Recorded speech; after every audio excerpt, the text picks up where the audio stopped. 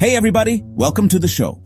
Today, we're diving into a topic that's often whispered about but rarely confronted head-on: corruption in Africa. And let me tell you folks, this isn't just about a few bad apples.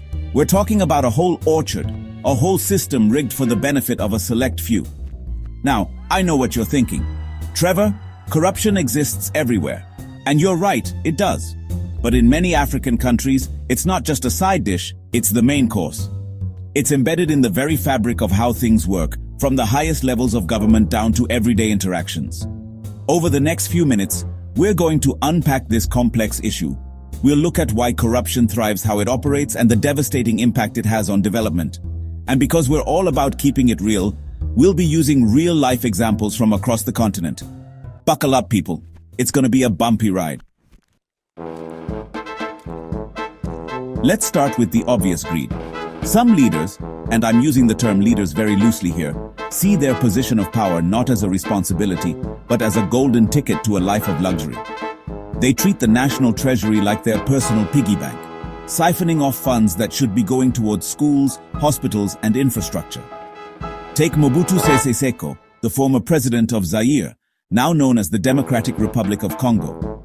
This guy was infamous for his extravagant lifestyle, complete with lavish palaces, designer clothes, and a penchant for flying Concorde jets to Paris for shopping sprees. And how did he fund all of this, you ask? By bleeding his country dry. Under his rule, billions of dollars vanished, while the Congolese people were left languishing in poverty. Now you might think, surely there are laws to prevent this kind of blatant looting. And you'd be right, on paper at least. But here's the catch. Weak governance and poorly enforced laws are like open invitations for corruption to flourish. Think of it like this. Imagine a soccer game with no referee.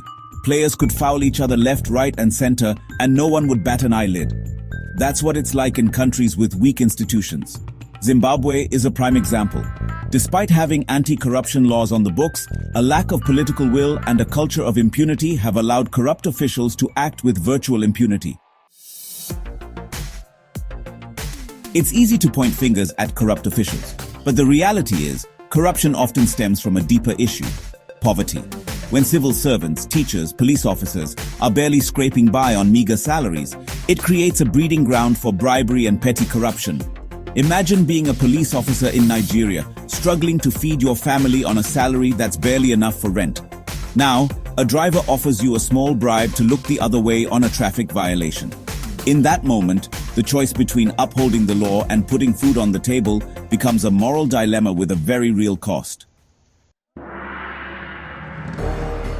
Now let's talk about nepotism and political patronage, the twin evils that keep qualified people out of positions of power. It's a tale as old as time. A leader gets into power, and suddenly, their entire family tree finds themselves with cushy government jobs. Kenya, unfortunately, knows this story all too well. Instead of appointing qualified professionals based on merit, leaders often prioritize loyalty over competence, filling key positions with friends, family, and tribal allies. It's like running a country like a family business, except the family in this case is often defined by political expediency rather than blood ties. Bribery, my friends, is the grease that keeps the wheels of corruption spinning. It's the everyday reality for many people in Africa, where access to basic services like healthcare, education, and even justice often comes with a price tag. Remember South Africa's state capture scandal? It was a masterclass in how bribery can infiltrate every level of government.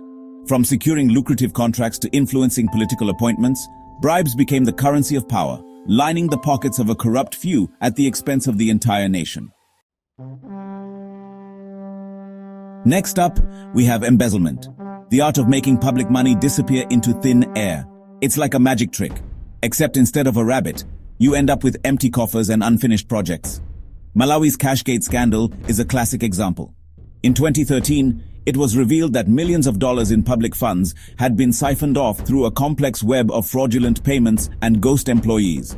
This money, meant for essential services and development projects, ended up in the private accounts of corrupt officials.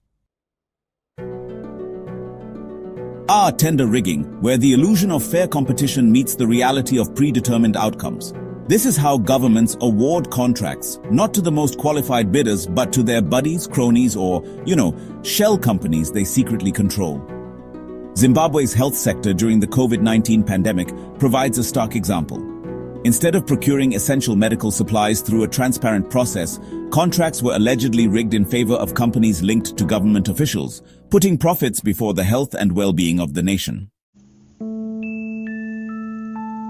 And then we have ghost workers, those phantom employees who somehow manage to collect salaries and benefits without ever setting foot in an office. It's like a scene out of a comedy, except the joke's on the taxpayers. Ghana, unfortunately, has become well acquainted with this particular brand of corruption. Reports have emerged of government payrolls bloated with the names of non-existent employees, their salaries going straight into the pockets of corrupt officials. It's a phantom workforce that's costing the country millions.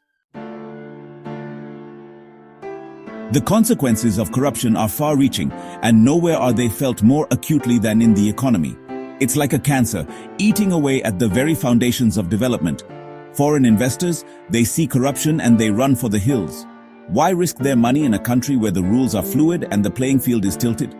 Then there's the massive financial losses from things like oil theft in Nigeria, where billions of dollars worth of crude oil disappears each year, enriching a select few while depriving the nation of much-needed revenue. The social impact of corruption is like a slow poison, eroding trust, fueling inequality, and creating a climate of cynicism and despair. Think about it. When money meant for schools is stolen, children are denied an education. When hospitals lack basic supplies because of embezzlement, lives are lost. Sudan is a tragic example. Years of rampant corruption under Omar al-Bashir led to widespread poverty, unemployment, and ultimately public unrest that toppled his regime. Corruption is a slap in the face of democracy. It undermines the very principles of fair play, accountability, and good governance. Zimbabwe once again offers a sobering example. Years of electoral fraud, voter intimidation, and the suppression of opposition voices have eroded public trust in the political system. When people believe that their votes don't count and that the system is rigged, it creates a dangerous breeding ground for instability and unrest. Even the environment isn't safe from the tentacles of corruption. From illegal logging to mining, bribes and kickbacks often pave the way for environmental destruction. The Democratic Republic of Congo, with its vast mineral wealth, has become a prime target for illegal mining operations. Bribes grease the palms of corrupt officials, allowing them to turn a blind eye to environmental regulations and unsustainable practices that are leaving a trail of deforestation and pollution in their wake. So there you have it, folks. Corruption in Africa is a complex issue, a tangled web of greed, poverty, weak institutions, and a culture of impunity. But here's the thing, it's not an insurmountable problem. Corruption isn't just stealing money, it's stealing futures. It's robbing millions of people of their right to a better life. To break this vicious cycle, African nations need to tackle corruption head-on. That means strengthening institutions, enforcing anti-corruption laws, promoting transparency and accountability, and empowering citizens to hold their leaders responsible. It won't be easy, but the future of Africa depends on it.